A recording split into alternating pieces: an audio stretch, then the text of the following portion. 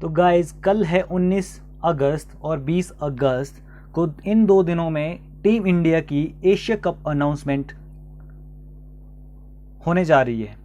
तो हमारे पास इसमें जो बैरियर है, इसमें सबसे पहले तो अभिषेक शर्मा तो सबसे ज़्यादा दिक्कत ओपनिंग स्लॉट में ही है। गौतम गंभीर को और अजीत अगरकर को सबसे ज़्यादा दिक्कत ओपनिंग स्लॉट में भरने के लिए है, क्योंकि वहाँ पे अगर आप पुराने कॉम्बिनेशन के साथ जाओगे, जो आपका पुराना पैटर्न है उसमें अभिषेक शर्मा और संजू सैमसन, तब आपकी, क्योंकि आपने जितनी भी इससे प्रीवियस T20 सीरीज हुई है, आपने बैकअप ओपनर कभी ले ही नहीं गया था।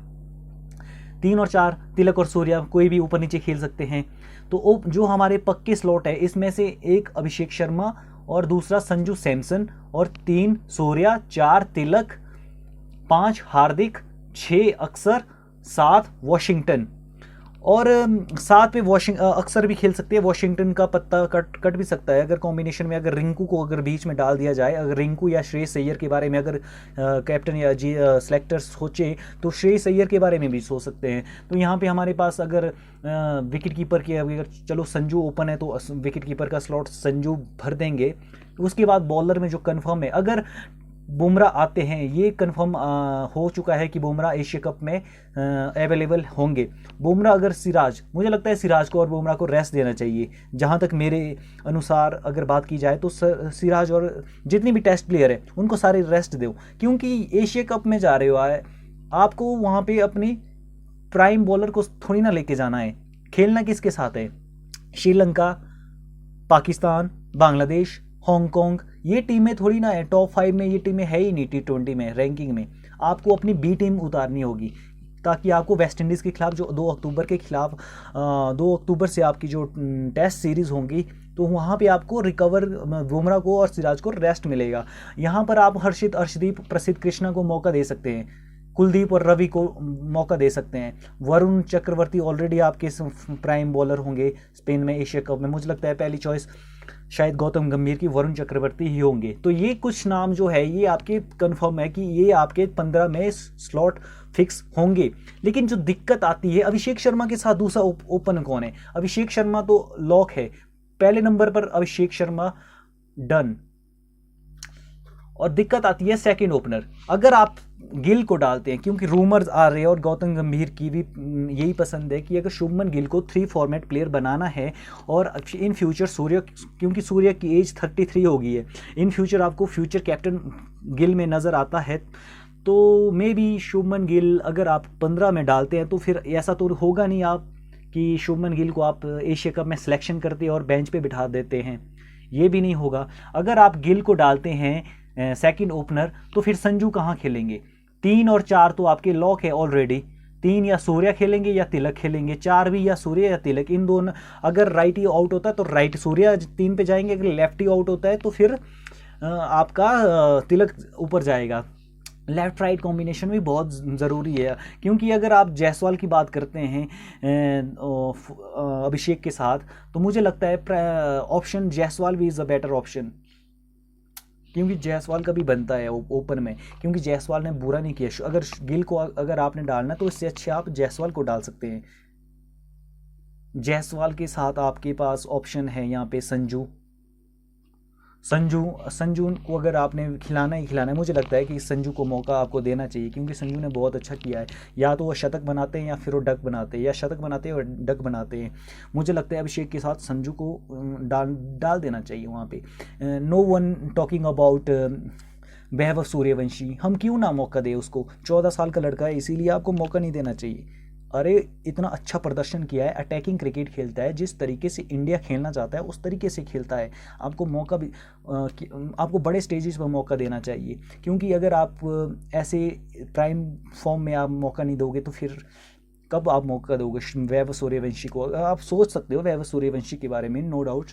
आपके पास ऋतुराज गायकवाड़ है, ईशान किशन हाँ अभी चोटिल हो चुके हैं, तो ईशान किशन तो मुझे नहीं लगता है कि सिलेक्शन होने वाली ईशान किशन की, वो अनअवेलेबल हो चुके हैं, क्योंकि उनको चोट लग चुकी है अभी कल परसों ही हाल ही में। आप ऋतुराज गायकवाड़ के बारे में, मुझे नहीं लगता ऋतुराज भी रेस से बाहर है, और वैभव सूर्यवंशी भी मुझे लगता है कि सिलेक्शन टीम्स मीटिंग में कोई इनके बारे में बात भी नहीं कर रहा होगा। तो यहाँ पे जो कॉम्बिनेशन बनेगा अभिषेक के साथ, या तो गिल बनेगा या जायसवाल बनेंगे या संजू बनेगा, इन तीन में से कोई भी आप ओपन में डाल सकते हैं। तो 3 और 4 आपके पास तो कंफर्म ही है। अब 5 नंबर पे दिक्कत आती है। 5 पे, या अगर आप 5 भी हार्दिक है, 5 पे भी कोई दिक्कत नहीं है, 5 ओके हैं। 6 पे अब दुबे डालोगे आप या फिर रिंकू डालोगे आप। अगर आप हार्दिक को 6 पे डालोगे तो आप क्या श्रेयस अय्यर के बारे में सोच सकते हो? क्या 5 पे आप श्रेयस अय्यर के बारे में सोचोगे? क्योंकि 6 पे तो आप श्रेयस अय्यर को बहुत लेट हो चुका होगा, क्योंकि 6 पे वो T20 के लायक तो वो नहीं होंगे श्रेयस अय्यर। मे भी अगर 5 पे अगर आप श्रेयस अय्यर के बारे में सोचते हो तो फिर आप हार्दिक को 6 पे डालोगे, ऑटोमेटिकली हार्दिक 5 या 6 पे ही खेलेंगे। या तो आपको 5 पे अय्यर को डालना है, अगर आप तब रिंकू सिंह का स्लॉट और दुबे का स्लॉट गया एशिया कप में, क्योंकि 5 प्लेयर आपके हो चुके हैं। 7 पे तो अक्षर पटेल फिट है, 7 पे नो डाउट अक्षर फिट है। 8, 9, 10 और 11 ये 4 पे बचते हैं। 8 पे वरुण आगे, 7 पे अक्षर और 8 पे वरुण। 2 स्पिन ऑप्शन हो गए आपके, एक हार्दिक हो गया, सीम ऑलराउंडर। अगर आप 5 प्रॉपर बैट्समैन के साथ जाते हैं तो फिर आपके पास 5वां, 6ठा हो गया हार्दिक पांड्या, 7वां हो गया अक्षर पटेल, 8वां हो गया वरुण चक्रवर्ती। तो 2 आपके पास स्पिन और 1 फास्ट। अब 3 अगर आप टेस्ट टीम को रेस्ट देते हो तो आपके पास प्रसिद्ध कृष्णा, अर्शदीप सिंह और हर्षित राणा, ये 3 बचते हैं।